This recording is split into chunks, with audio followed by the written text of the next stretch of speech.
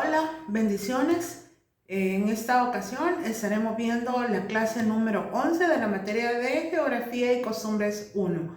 Y nos toca ver costumbres y vamos a hablar un poco acerca de la familia. Dice, las unidades familiares del occidente en el siglo XXI son llamadas nucleares porque son pequeñas y están formadas por padre, madre, uno o dos hijos. En los tiempos del Antiguo Testamento las familias eran grandes, pues incluían dentro de la familia a tíos, primos, siervos, y estas eran llamadas familias extendidas. El cabeza de familia era el padre y el cabeza de un grupo de familias era el jeque.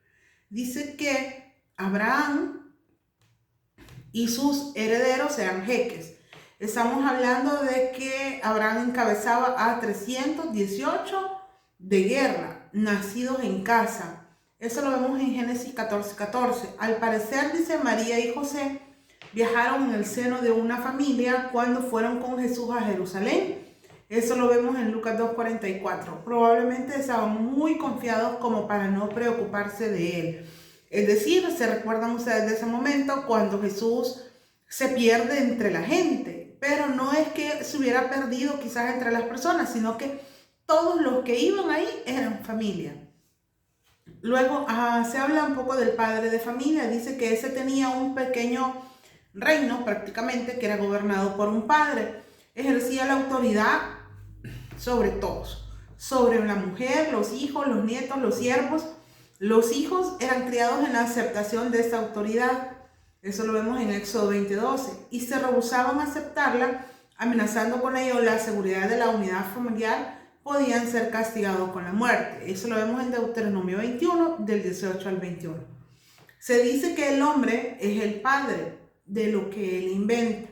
Jubal fue padre de todo lo que toca arpa y flauta. Jabal fue el padre de todos los que habitan en tiendas y crían ganado, porque él era preservador y protector. José dijo que Dios lo hizo padre de Faraón.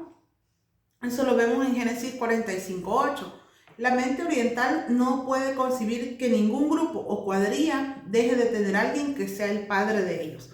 Para ellos, para el pueblo de Israel, era sumamente importante que existiera esa figura paterna.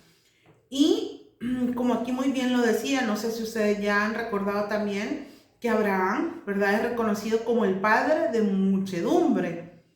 Y incluso, ¿verdad?, también nos dicen a nosotros que somos hijos de Abraham. Quiere decir que siempre hay como una figura paterna en lo terrenal de donde uno descendía. Y había un jeque que era el que gobernaba a todas aquellas familias que pertenecían a ellos, ¿verdad? Por ejemplo, Abraham, Isaac y todos esos tenían su familia. Y como también se incluían las familias de los siervos, ¿verdad? De los siervos nacidos ahí en casa con ellos, formaban parte también de la familia.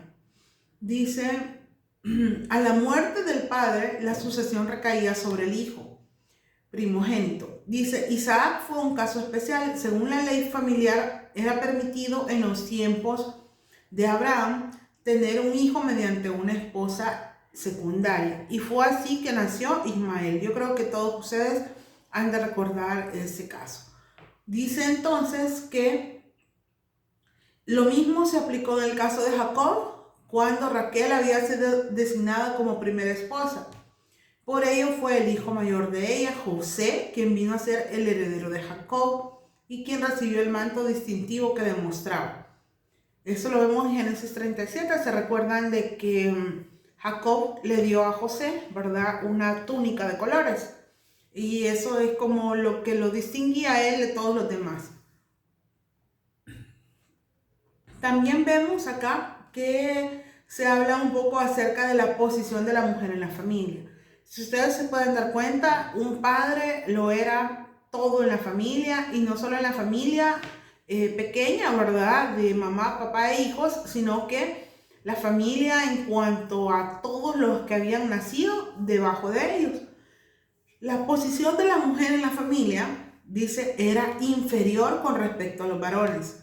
Se mantenía fuera de la vista cuando aparecían visitantes, servía a los varones de la familia antes de comer ella, y algunas cosas de las que acá vamos a leer todavía se mantienen, pero esto era algo que solamente las mujeres podían hacer. Acarreaban el agua. Ustedes recuerdan el ejemplo que tenemos en la Biblia de Rebeca, ¿verdad? La que fue esposa de Isaac. El siervo la encontró recogiendo agua para su casa porque era parte de las tareas que le correspondía a la mujer. Era la única que podía dar a luz hijos, y ese aspecto de la vida familiar era de tan suma importancia que si ella era infiel a su marido y familia, lo pagaba con la muerte. También la mujer hacía vestidos, cocinaba y caminaba en tanto que los hombres cabalgaban. De verdad que esto me dejó a mí sumamente impactada porque nunca me había percatado justo de este punto, donde dice de que los hombres cabalgaban, ellos iban en los caballos y las mujeres tenían que ir abajo, ¿verdad? Obviamente, y no en el caballo, sino que tenían que ir caminando. Era como un tanto inferior, ¿verdad? En esa época, el trato que se le daba a la mujer. Dice acá, cuando Lot y su esposa huían a toda prisa de Sodoma, ella caminaba detrás de él. Eso lo vemos en Génesis 19:26. Si José hubiera asumido la posición con que le lo representan muchos artistas, caminando al lado del borrico que llevaba María, hubiera sido objeto de burla. Esto queda claramente reflejado en los escritos de Pablo, donde el varón es la cabeza de la mujer. Eso lo vemos en 1 Corintios 11:3. Pablo da razones teológicas para ello. Le dice a Timoteo que él fue creado primero, que la mujer fue la primera en ser tentada a quebrantar el mandamiento de Dios. Eso lo vemos en 1 Timoteo 2, del 13 al 14. La recomendación de siempre, que ustedes puedan leer las citas bíblicas que aparecen acá en este material. En los tiempos del Antiguo Testamento, las mujeres debían someterse a sus maridos, pero el amor que los maridos debían tener hacia sus mujeres, de eso lo vemos en Efesios 5:25, debía ser en sí mismo una especie de sumisión. Esto es cierto por cuanto uno ama a alguien, se somete a lo que sabe que él o ella quiere, al poder positivamente al otro en primer lugar. Los rabinos judíos indicaban que Dios había hecho solo una mujer para Adán, y Pablo esperaba de los líderes de la iglesia en su tiempo que se ajustaran a esa pauta. Eso lo vemos en 1 Timoteo 3:2. La unidad familiar en sí era lo más importante. Pablo explicaba a él, ¿verdad?, que la mujer tenía que someterse a su marido, ¿verdad?, pero que el marido tenía que amar a la esposa así como Cristo ama a la iglesia. En realidad, esto era cuestión de dos, ¿verdad? Aquí Pablo trató de ir equilibrando las cosas, ¿verdad? Que no solamente la mujer tenía que someterse. Bueno, Pablo al final dice, ¿verdad? Someteos unos a otros por amor. Entonces, de eso se trata en este tiempo, ¿verdad?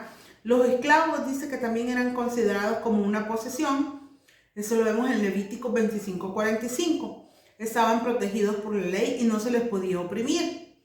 Frecuentemente eran bien tratados como miembros de la familia, y si eran circuncidados gozaban aún de mayores privilegios, con la excepción de adquirir propiedades y casarse con esclavos. Eso lo vemos en el versículo 17 en el libro de Filemón. Dice, un judío podía ser esclavo para pagar deudas contraídas o para restituir bienes robados. Se podía vender familias y niños. Este trabajo duraba 7 años. De verdad que los esclavos venían a formar parte importante de las familias, y eso dependía muchísimo del tipo de familia que tuviera esclavos, ¿verdad? De ellos dependía el trato que les daban, si se trataban como familia o en realidad si se trataban como siervos, ¿verdad?, como esclavos. Y era bien complicado eso de que si habían deudas, podían convertirse en esclavos de la persona a quien le estaban adeudando.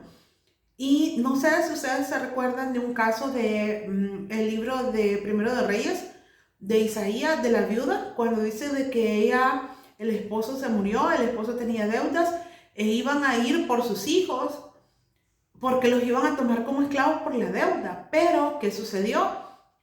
Elías le dijo que fuera y que ocupara el aceite que tenía ahí, que lo vaciara en vasijas, y dice que llenó muchísimas vasijas, porque dice no pocas, las vendió, pagó la deuda y quedó para ella.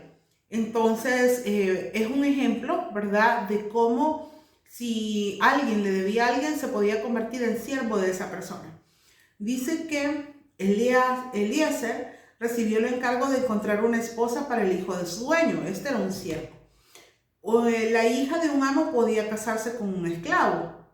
Eso lo vemos en el primer libro de Crónicas 2, del 34 al 35.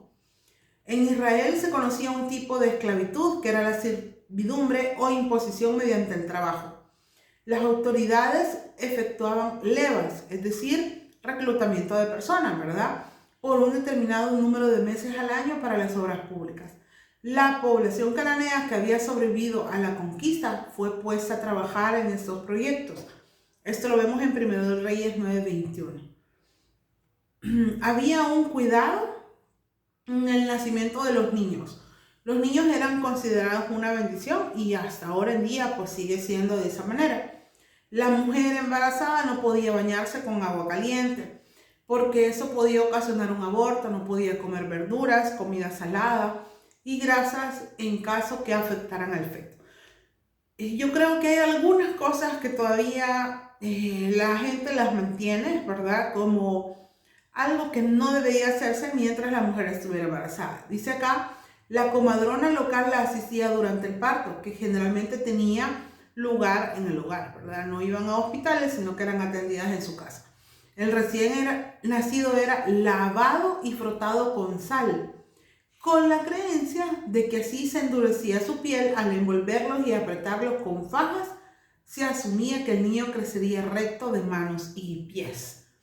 De ahí, creo yo, viene esa costumbre, ¿verdad?, de que los envuelven a los niños poniendo sus brazos rectecitos, los pies rectecitos, y porque creen eso. En realidad, eso ya no está como muy de moda, podríamos decirle, ¿verdad?, sino que al contrario, yo creo que ahora los niños pues se dejan menos, ¿verdad?, a hacer ese tipo de cosas, ¿verdad?, porque desde que están bebés, desde que tienen días, se mueven increíblemente y ya no es como antes, ¿verdad?, de que podían estar amarrados durante mucho tiempo. Después del nacimiento dice que la madre se quedaba en casa 7 días, porque para un niño, cuando nacía un niño, y 14 días cuando tenía una niña, y 33 días después debía ofrecer los sacrificios acostumbrados. 33 días más 7 días si era niño eran 40, ¿verdad? Y en el caso de la niña eran más tiempo, ¿verdad? Tenemos hablando de 33 días, ¿verdad?, más 14, casi eran 33 más 14. Ay, se me ha olvidado ahorita. Bueno, tenemos más o menos 30, 40,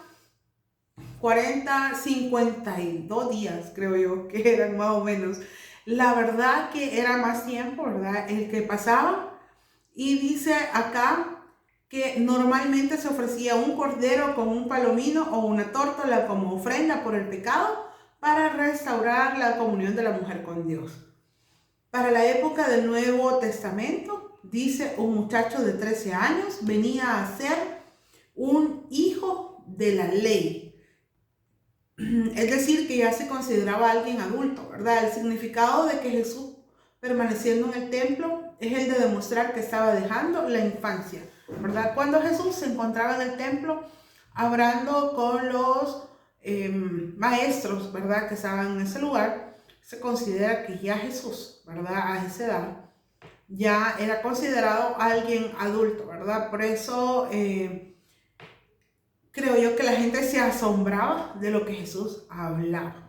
Definitivamente que la familia, ¿verdad?, para el Antiguo Testamento era sumamente importante, para ahora también lo es, y yo creo que el centro de la familia siempre debe ser Jesús, y sobre eso debe girar todo, y todo saldrá bien con la familia. Gracias por llegar hasta acá. Que Dios les bendiga. Nos vemos en la próxima clase.